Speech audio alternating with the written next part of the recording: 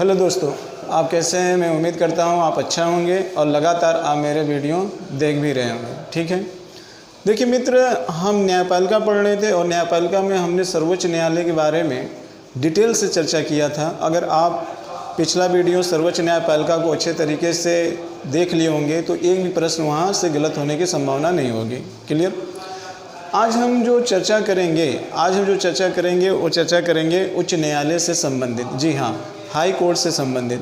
और high court से भी यहाँ पे प्रश्न पूछे जा सकते हैं और इन वीडियो को आप बहुत ध्यानपूर्वक सुनने का प्रयास करिएगा। क्लियर?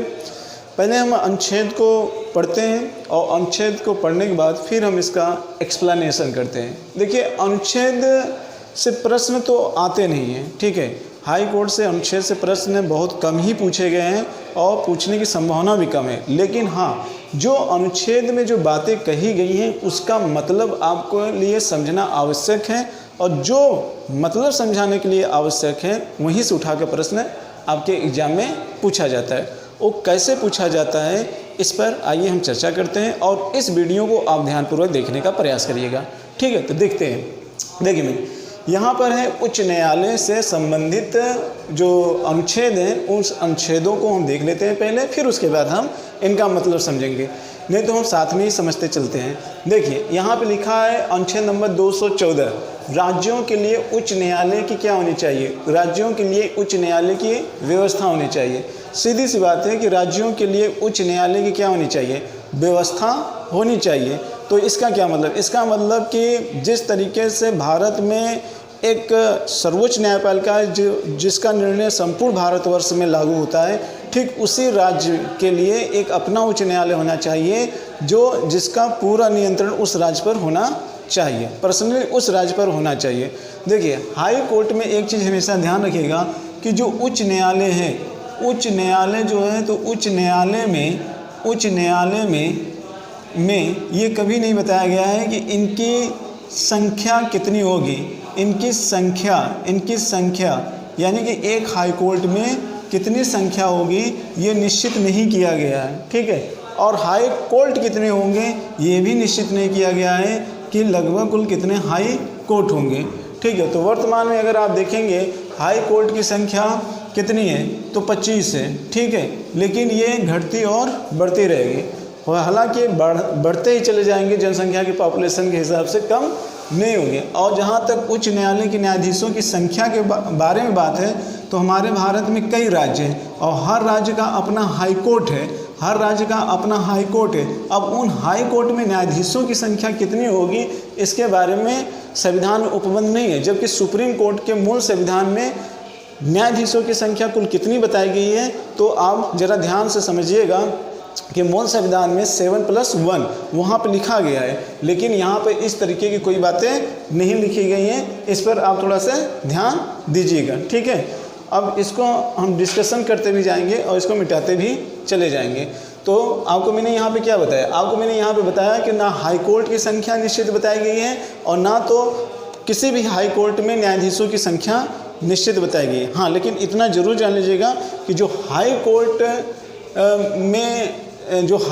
हैं वो हर राज्यों में एक अपना हाई कोर्ट होगा, ये बातें कही गई हैं। हर राज्यों के लिए अपना क्या होगा? हाई कोर्ट होगा, ये बातें कही गई हैं। लेकिन ये बातें नहीं की गई हैं कि पूरे भारत में कितने हाई कोर्ट होंगे और एक राज्य के हाई कोर्ट में कुल कितने न्यायाधीशों की संख्या होगी, ये बातें नहीं कही गई हैं। हर राज्य का एक अपना हाई कोर्ट होगा, ये बातें कही गई हैं, ठीक है। ये आप ध्यान दीजिएगा, ठीक है। ये कभी कभी यहाँ से प्रश्न पूछ लिया जाता है। आइए हम देखते हैं, यहाँ तो देख लेते हैं। अनुच्छेद नंबर 215 में उच्च न्यायालय एक अभिलेखीय न्यायालय के रूप में कार्य करेगा। जी हाँ, उच्च न्यायालय एक अभिलेखीय न्यायालय के रूप में कार्य करेगा। अभिलेखीय न्यायालय का मतलब ही होता है एक तरीके से कि अपने जो निर्णय हैं उन निर्णयों को क्या करना, उन निर्णयों को एक तरीके से सुरक्षित रखना। जो भी वो निर्णय देते हैं किसी केस के मामले में, रिकॉर्ड के मामले में, तो वो सारे रिकॉर्ड अपने पास क्या करेंगे? सुरक्षित रखे रहेंगे। दूसरी चीज़, इनको व्याख्या करने का अधिकार भी है। जी हाँ, अगर संविधान भूत आधार ढांचे को लेकर किसी बात की स्थिति उत्पन्न हो जाए तो इसको भी संविधान की व्याख्या करने की इजाज़त दी गई है, जिस तरीके से सुप्रीम कोर्ट को संविधान की व्याख्या करने की इजाज़त दी गई है। लेकिन ध्यान रखिएगा, अधीनस्थ न्यायालय को संविधान की व्याख्या के रूप में नहीं जानता है, लेकिन हाई कोर्ट को और सुप्रीम कोर्ट दोनों को अभिलेखीय न्यायालय के रूप में और संविधान की व्याख्या के रूप में भी जाना जाता है। ये चीज़ को भी आप ध्यान में रखिएगा। तो फटाफट हम एक चीज़ को देखते चलेंगे, ठीक है। अब देखिए यहाँ पर क्या है, यहाँ पे उच्च न्यायालय का गठन। तो उच्च न्यायालय का गठन कैसे होना चाहिए, तो उच्च न्यायालय के गठन के संदर्भ में अभी मैंने आपको बताया कि कितने न्यायाधीश होने चाहिए, कितने उच्च न्यायालय होने चाहिए, ये सारी बातें के बारे में अभी मैंने चर्चा किया। तो जो इम्पोर्टेंट है वह चीज़ हम देखते चलेंगे। यहाँ पर है उच्च न्यायालय के न्यायाधीश पद के लिए नियुक्ति और अर्हता। ये देखिए वेरी मोस्ट इम्पॉर्टेंट है। यहाँ से प्रश्न पूछा जाता है कि आखिर में जो न्यायाधीश है उनके पद के लिए नियुक्ति कैसी होनी चाहिए, उनके पद के लिए नियुक्ति की प्रक्रिया क्या होनी चाहिए, ये थोड़ा सा ध्यान रखें, और योग्यता क्या होनी चाहिए। तो आइए नियुक्ति के संदर्भ में ज़रा समझ लेते हैं। देखिए अगर हम नियुक्ति की बात करें तो जो उच्च न्यायालय का न्यायाधीश होता है इसकी नियुक्ति जो करता है या तो राष्ट्रपति करेगा, राष्ट्रपति करता ही है, या राष्ट्रपति के अधीनस्थ जो भी अधीनस्थ आते हैं उस अधीनस्थों के द्वारा इनकी नियुक्ति करवाया जा सकता है। तो लेकिन सामान्यतः हम क्या जानते हैं, सामान्यतः ये जानते हैं कि इनकी नियुक्ति राष्ट्रपति करता है। लेकिन ध्यान रखिए करता है तो करता है किसके सलाह पर। कहा जाता है कि ये सुप्रीम कोर्ट के मुख्य न्यायाधीश के सलाह पर, सुप्रीम कोर्ट के मुख्य न्यायाधीश की सलाह पर करता है, पहला चीज़। और दूसरा चीज़ आप ये भी ध्यान रखिएगा कि ये हाई कोर्ट के मुख्य न्यायाधीश से भी सलाह लेता है, हाई कोर्ट के मुख्य न्यायाधीश से भी सलाह लेता है, ठीक है। इसके बाद जिस राज्य में हाई कोर्ट होगा उस राज्य से संबंधित राज्यपाल से भी परामर्श लेता है। कौन? राष्ट्रपति, ठीक है। तो ये तीनों लोगों से कहीं न कहीं परामर्श लेकर ही कौन नियुक्ति करता है, तो राष्ट्रपति करता है। कौन करता है? राष्ट्रपति करता है, ठीक है। इसके अलावा कोलेजियम की व्यवस्था बताई गई है। कोलेजियम के संदर्भ में अगर देखें तो उसमें सुप्रीम कोर्ट का एक मुख्य न्यायाधीश, सुप्रीम कोर्ट का मुख्य न्यायाधीश प्लस हाई कोर्ट के सुप्रीम कोर्ट के वरिष्ठतम न्यायाधीश, हाई कोर्ट के मुख्य न्यायाधीश और प्लस एक विधिवेत्ता। यानी कि कोलेजियम में ऐसा बताया गया है कि 3 सदस्यीय लोग होते हैं और ये 3 सदस्यीय के बहुमत के आधार पर या सलाह पर राष्ट्रपति क्या करता है, नियुक्ति करता है। लेकिन उसके साथ साथ इन तीनों लोगों से भी क्या करता है, परामर्श करता है। और ये 3 लोग कौन कौन से? सुप्रीम कोर्ट के मुख्य न्यायाधीश, हाई कोर्ट के मुख्य न्यायाधीश और राज्यपाल, सुप्रीम कोर्ट के वरिष्ठतम न्यायाधीश, ठीक है। तो इन लोगों से क्या करता है, परामर्श लेकर वो करता है। तो ये चीज़ें ध्यान रखना, सुप्रीम कोर्ट के मुख्य न्यायाधीश, हाई कोर्ट के मुख्य न्यायाधीश और राज्यपाल से परामर्श लेकर राष्ट्रपति नियुक्ति करता है हाई कोर्ट के न्यायाधीश के, ठीक है। और मुख्य न्यायाधीश की भी नियुक्ति उसी तरीके से करेगा। और इसके लिए कोलेजियम की भी व्यवस्था बनाई गई है कि सुप्रीम कोर्ट के वरिष्ठतम न्यायाधीश, हाई कोर्ट के मुख्य न्यायाधीश और विधिवेत्ता, ठीक है। इन्हीं की सलाह पर नियुक्ति कौन करेगा, तो राष्ट्रपति करेगा, ठीक है। तो आपने राष्ट्रपति की जो हाई कोर्ट के न्यायाधीश हैं उनके नियुक्ति के बारे में देख लिया। अब आते हैं इनकी योग्यता के बारे में, ठीक है। योग्यता के बारे में देख लेते हैं मित्र। देखिए योग्यता के बारे में आप थोड़ा सा ये ध्यान रखिएगा। योग्यता के रूप में कुछ बातें, जैसे पहला कार्य, सामान्यतः ये कहा जाता है कि इनकी आयु 45 वर्ष से कम नहीं होनी चाहिए। 45 वर्ष से कम नहीं होनी चाहिए ऐसा संविधान में नहीं है, लेकिन फिर भी आपको पता होना चाहिए, सामान्यतः ऐसा कहा जाता है कि इनकी आयु 45 वर्ष से कम नहीं होनी चाहिए, पहला पॉइंट। दूसरा पॉइंट ये है कि इनकी आयु 62 वर्ष से अधिक नहीं होनी चाहिए, 62 वर्ष से अधिक नहीं होनी चाहिए, ठीक है। 62 वर्ष से अधिक नहीं होनी चाहिए, ये थोड़ा सा ध्यान रखना चाहिए आपको, ठीक है। और सुप्रीम कोर्ट में कितना बताया गया था, सुप्रीम कोर्ट में कितना अधिकतम आयु होनी चाहिए, तो 65 वर्ष होनी चाहिए, ठीक है। और एक चीज़ ये ध्यान रखना, ये 10 साल या तो किसी अधीनस्थ न्यायालय में अधिवक्ता के रूप में कार्य कर चुके हों, या तो ये 10 साल हाई कोर्ट में न्यायाधीश के रूप में कार्य कर चुके हैं, ठीक है। अधीनस्थ न्यायालय में 10 साल या तो न्यायाधीश के रूप में कार्य कर चुका हूँ या अधिवक्ता के रूप में ये कार्य कर चुके हों, ठीक है, तब ये हाई कोर्ट के न्यायाधीश बनने योग्य कहलाएंगे, ठीक। तो ये बातें आप ध्यान रखिएगा कि इनकी आयु इतनी होनी चाहिए। बाकी आप तो जानते हैं कि वो भारत का नागरिक भी होना चाहिए, पागल दिवालिया नहीं होना चाहिए, असमर्थ नहीं होना चाहिए, ये सारी चीज़ें आप तो जानते हैं। लेकिन मेन चीज़ें आप ये जान लीजिएगा कि इसकी आयु 62 वर्ष से कम नहीं होनी चाहिए और अधिकतम किसी न्यायाधीश में 10 साल अधिवक्ता और 10 साल न्यायाधीश के पद पर कार्य कर चुका हो, ठीक। ये इसकी योग्यता हो गई। अब आते हैं मित्र, जैसे अनुच्छेद भी थोड़ा देखते चलें और जो यहाँ पे आपको मैं पॉइंट बता रहा हूँ वो सारे पॉइंट भी आप देखते चलिए। जैसे कि इसमें एक अनुच्छेद और देख लेते हैं। इसमें अनुच्छेद नंबर 218 में उच्च न्यायालय में उच्चतम न्यायालय से संबंधित प्रावधानों का लागू होना।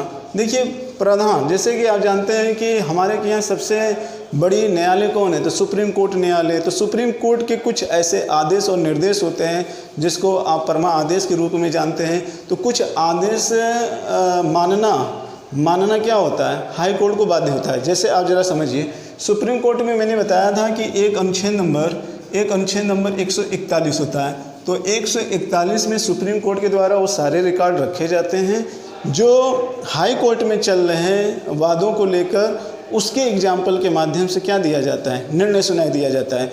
और सुप्रीम कोर्ट के वो जो आदेश होता है उसके कोई भी हाई कोर्ट न्यायालय अवमानना नहीं कर सकता है, खारिज नहीं कर सकता है, ठीक है। ऐसा उसमें लिखा गया है कि वो सारे चीज़ अनुच्छेद नंबर 141 में जो निर्णय दिए जाते हैं वो कहीं ना कहीं हाई कोर्ट के न्यायालय को मानने के लिए क्या होना पड़ता है, बाध्य होना पड़ता है, ठीक है। तो इसी तरीके से आप समझने का प्रयास करिएगा, ठीक है। बाकी और बहुत विशेष कुछ नहीं है, बस ये सारी चीज़ें आप ध्यान में रखिएगा।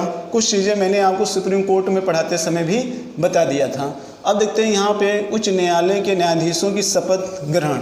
अब देखिए एक चीज़ ध्यान रखिएगा, अगर हम नियुक्ति की बात करते हैं तो नियुक्ति कौन करता है, राष्ट्रपति करता है। लेकिन ध्यान रखिएगा शपथ कौन दिलाता है, तो शपथ अगर दिलाने की बात आएगी तो हाई कोर्ट के न्यायाधीश को शपथ कौन दिलाता है, राज्यपाल दिलाता है। बहुत ध्यान से समझिएगा, नियुक्ति राष्ट्रपति करता है जबकि शपथ कौन दिलाता है, राज्यपाल दिलाता है। आपसे प्रश्न पूछा भी जाता है कि हाई कोर्ट के मुख्य न्यायाधीश को शपथ कौन दिलाता है, तो आप क्या बताओगे, राज्यपाल बताओगे। लेकिन नियुक्ति कौन करता है, तो राष्ट्रपति करता है। किसके किसके सलाह पर, तो सुप्रीम कोर्ट के मुख्य न्यायाधीश, हाई कोर्ट के मुख्य न्यायाधीश प्लस राज्यपाल के सलाह पर करता है, ठीक है। आते हैं न्यायाधीशों के वेतन और भत्ते। वेरी मोस्ट इम्पॉर्टेंट ये भी है। देखिए जो हाई कोर्ट के न्यायाधीश होते हैं, जो हाई कोर्ट के न्यायाधीश होते हैं उनके वेतन राज्य के संचित निधि से दिए जाते हैं, राज्य के संचित निधि से दिए जाते हैं। ये ध्यान रखना, राज्य के संचित निधि से दिए जाते हैं, ठीक है। राज्य के संचित निधि से दिए जाते हैं, इनका वेतन राज्य के संचित निधि से दिया जाता है। बट ध्यान रखिएगा जो पेंशन होती है वो पेंशन भारत के संचित निधि से दिया जाता है, पेंशन भारत के संचित निधि से दिया जाता है।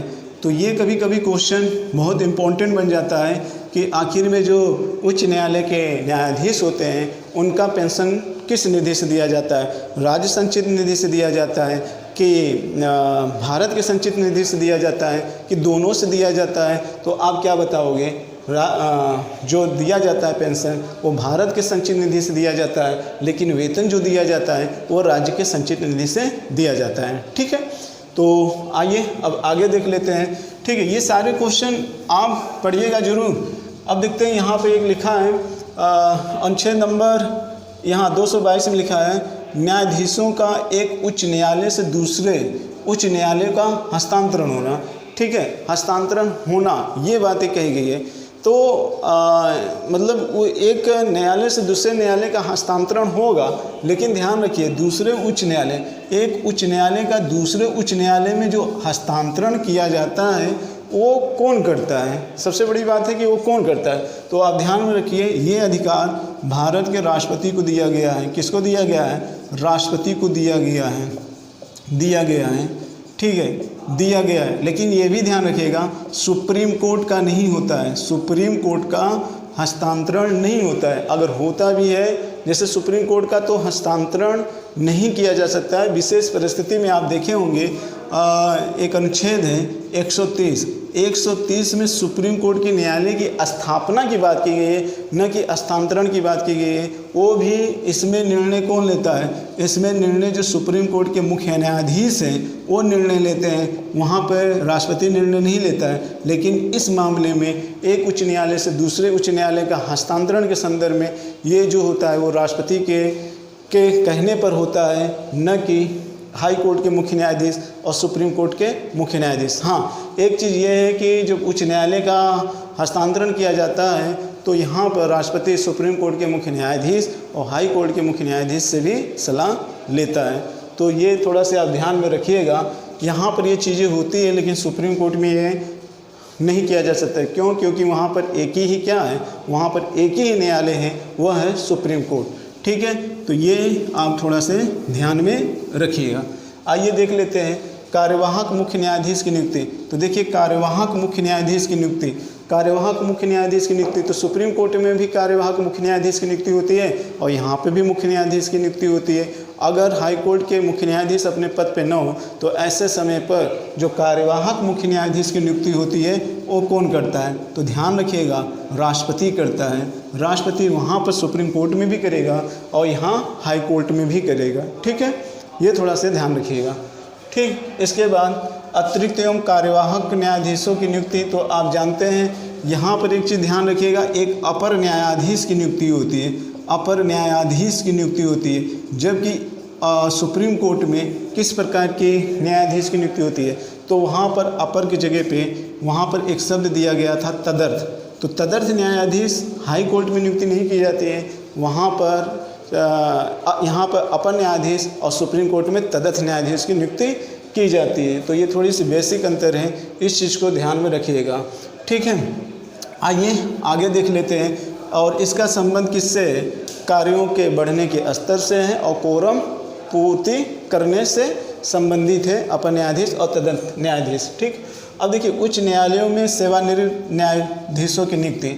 अब देखिए इसमें क्या है, जो न्यायाधीश होते हैं 62-60 के बाद अवकाश प्राप्त कर लेते हैं।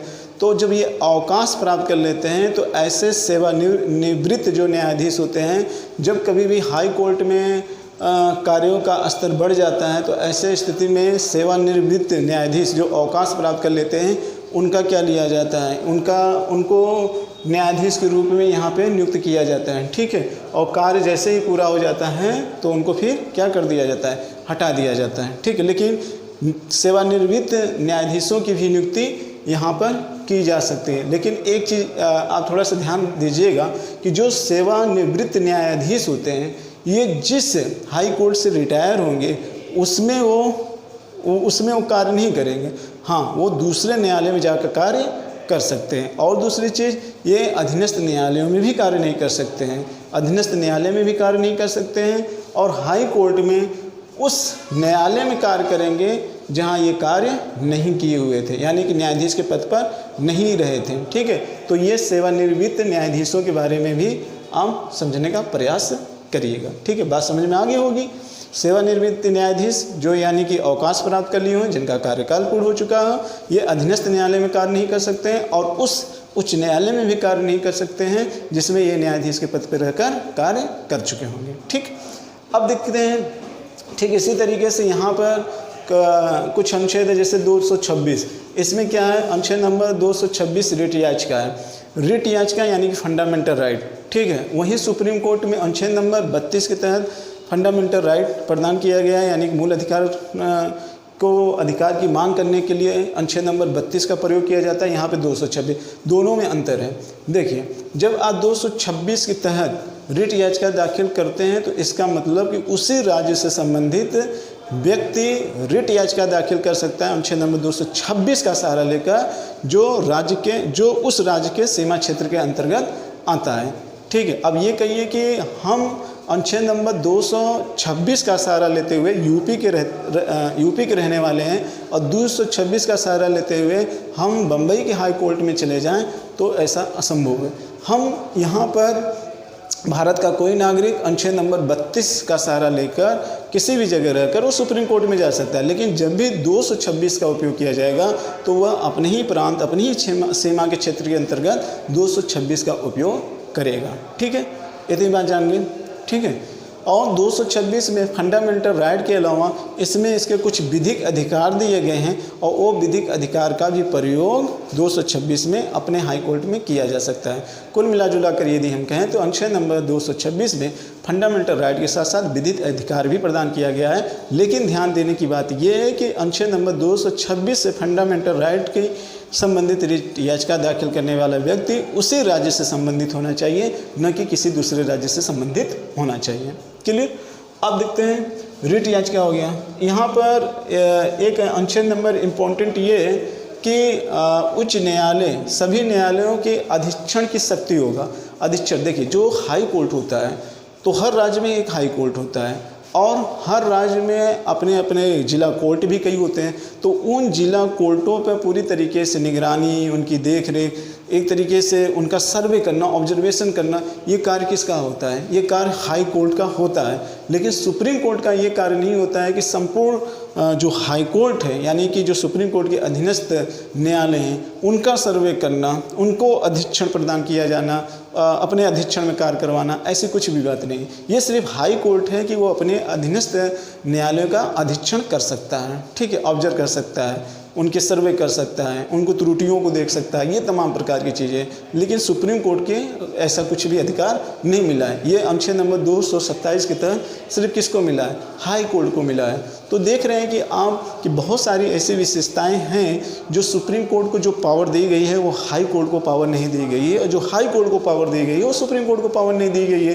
ठीक है, तो इस न्याय के संबंध में कुछ विशेष चीज़ें में तो आपको अंतर यहाँ पर दिखाई दे रहा है। ठीक है, बहुत सारे लोग होते हैं कि जो हाई कोर्ट नहीं पढ़ते हैं, लेकिन आपको क्या करना चाहिए? पढ़ना चाहिए। ठीक, अब आते हैं, देखते हैं।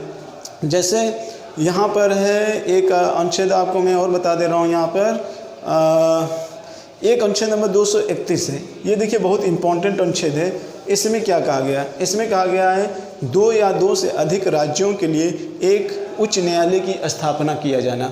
देखिए हमारे भारत में 28 राज्य हैं, लेकिन हाई कोर्ट कितने हैं? 25 हैं। अगर केंद्र शासित राज्यों को मिला दिया जाए तो 28 + 8 वर्तमान में कुल देखेंगे कुल 36 राज्य हैं, जबकि हाई कोर्ट कितने हैं?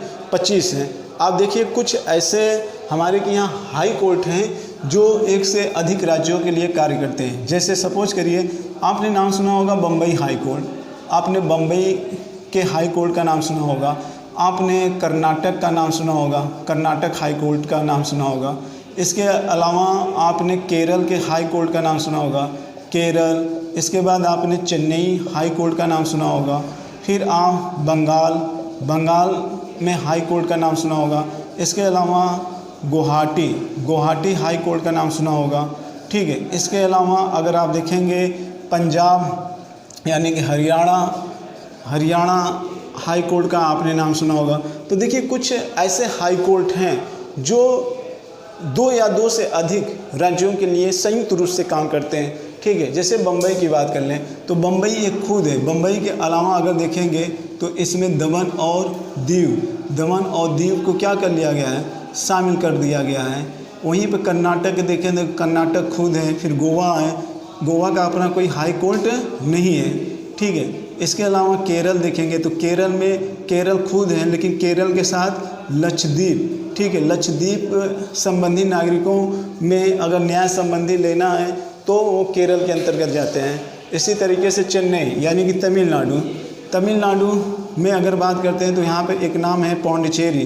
तो पौंडीचेरी किसके अंतर्गत आता है? केरल के अंतर्गत आता है। वहीं पे बंगाल के नाम ले लेते हैं तो अंडमान निकोबार ये किसके अंतर्गत आ जाता है? तो ये अंडमान निकोबार जो आता है वो बंगाल में आ जाता है। और गुवाहाटी के अंतर्गत देखेंगे तो यहाँ पर आपको असम मिल जाएगा, यहाँ पे आपको अरुणाचल प्रदेश मिल जाएगा, आपको यहाँ पर मणिपुर और नागालैंड, इन सब राज्यों के लिए एक ही हाई कोर्ट है, वो कहाँ है? गुवाहाटी। गुवाहाटी बोले तो असम में। इसी तरीके से हरियाणा के लिए और पंजाब के लिए एक ही हाई कोर्ट है। हरियाणा और पंजाब, चंडीगढ़ इन सब के लिए क्या है? एक ही हाई कोर्ट है। तो आप देख रहे हैं कि कुछ हाई कोर्ट ऐसे हैं जो 2 या 2 से अधिक राज्यों के लिए कार्य कर रहे हैं। एक चीज़ ध्यान रखिएगा, केंद्र शासित राज्यों में मात्र भारत का एक केंद्र शासित राज्य है, वह है दिल्ली, जिसका अपना खुद का हाई कोर्ट है। बाकी किसी भी केंद्र शासित राज्यों का अपना किसी भी प्रकार का हाई कोर्ट नहीं है। सिर्फ किसके पास है? इसी के पास है। किसके? दिल्ली के पास है। क्लियर? तो ये हाई कोर्ट से संबंधित जितने भी आपके सामने प्रश्न बने, उन सारे प्रश्नों को मैंने आपके सामने शेयर किया। कुछ इम्पोर्टेंट तथ्य और नोट कर सकते हैं, जैसे पहली बार हाई कोर्ट कब आया था, कहाँ या भारत के किस राज्य में पहली बार हाई कोर्ट आया था। तो आप 2 डेट याद कर लीजिएगा। एक है 1862। 1862 में पहली बार हाई कोर्ट जो आया था वो बम्बई हाई कोर्ट प्रेसिडेंसी थी, जो तीनों प्रेसिडेंसी, बम्बई, मद्रास और एक प्रेसिडेंसी और कौन थी? कलकत्ता। तो कलकत्ता, ठीक है, कलकत्ता जो कोलकाता इस समय बोल जाता है, तो कलकत्ता। यहाँ पर 1822 में पहली बार हाई कोर्ट की स्थापना की गई थी। लेकिन सुप्रीम कोर्ट की स्थापना देखेंगे 1773 के रेगुलेटरी एक्ट के तहत ही हो चुका था, और वो कहाँ हुआ था? कलकत्ता में हुआ था। इलाहाबाद में कब हाई कोर्ट की स्थापना हुई थी? तो 1866 में इलाहाबाद, जी हाँ, इलाहाबाद में हाई कोर्ट की क्या हुई थी? स्थापना हुई थी। इलाहाबाद में हाई कोर्ट की स्थापना कब हुई थी? तो इलाहाबाद में हाई कोर्ट की स्थापना 1866 में हुई थी। क्लियर?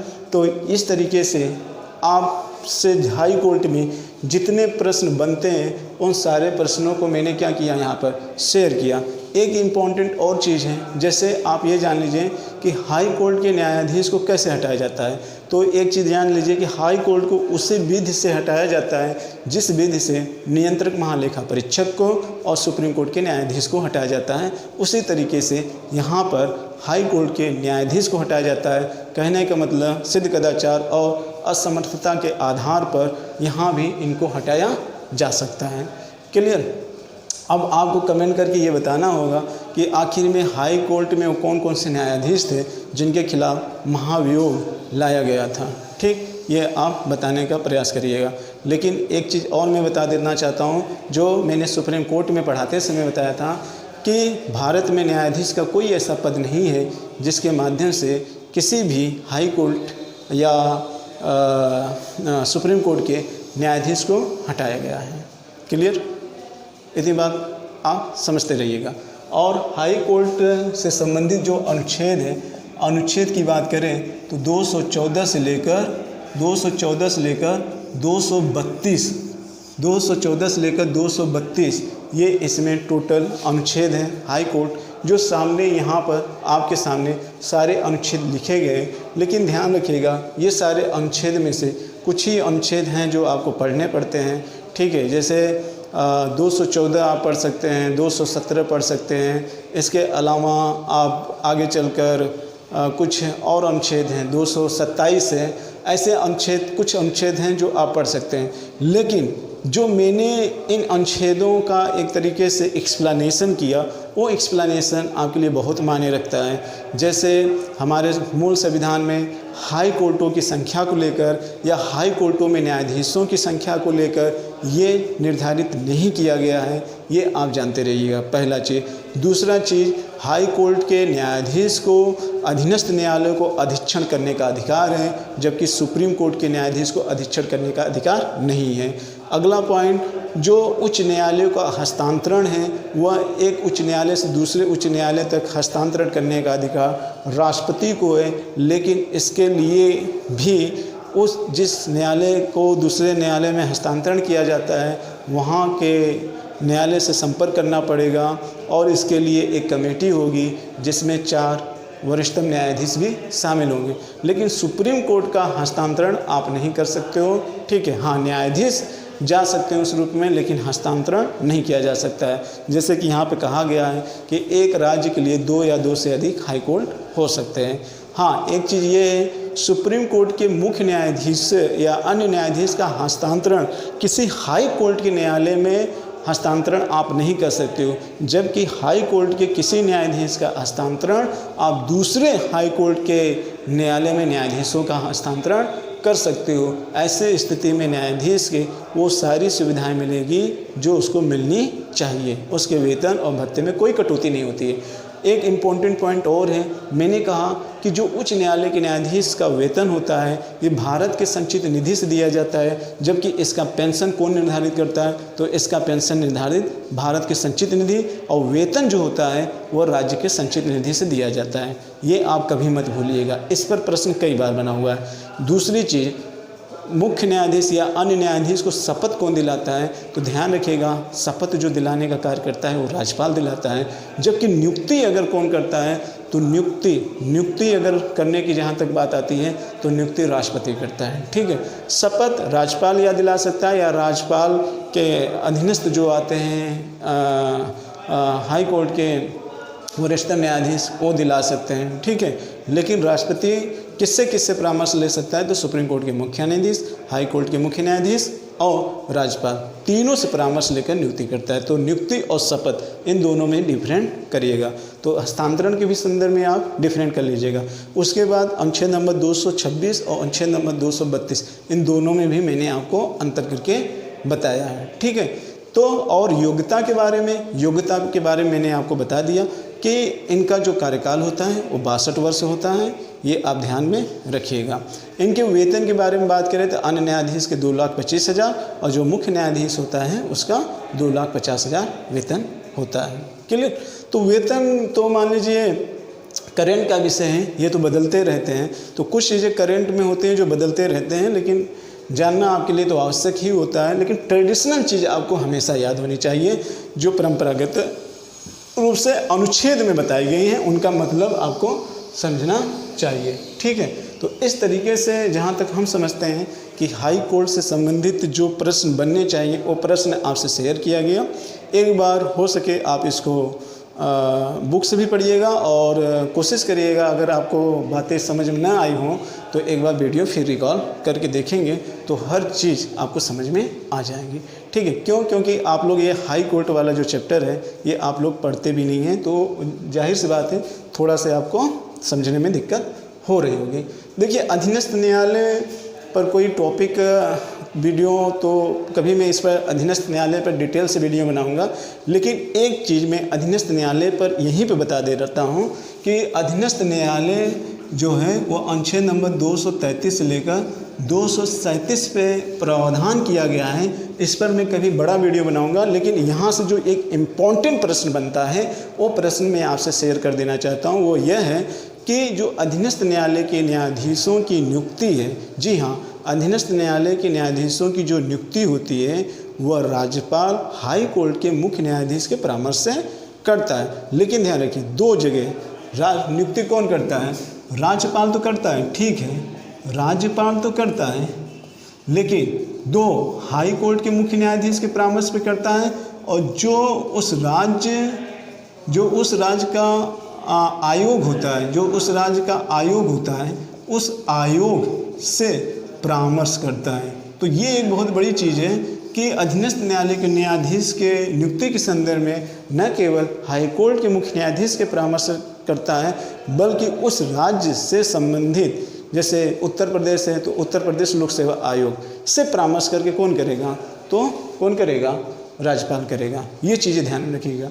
लेकिन सेंट्रल में देखिए या हाई कोर्ट के संदर्भ में देखिए, वहाँ आयोगों से परामर्श नहीं ली जाती, लेकिन यहाँ पर आयोगों से परामर्श ली जाती है। क्लियर, तो ये एक इम्पॉर्टेंट प्रश्न यहाँ से बन सकता है कि अधीनस्थ न्यायालय की नियुक्ति कौन करता है, राज्यपाल करता है, लेकिन हाई कोर्ट के मुख्य न्यायाधीश और उस राज्य से संबंधित जो आयोग होते हैं उनके परामर्श से करता है। ठीक है, तो मैं समझता हूँ कि आपको ये वीडियो अच्छा लगा होगा और समझ में भी आया होगा। थोड़ा सा डिफरेंट करके पढ़ेंगे तो और चीज़ें क्लियर हो जाएंगी।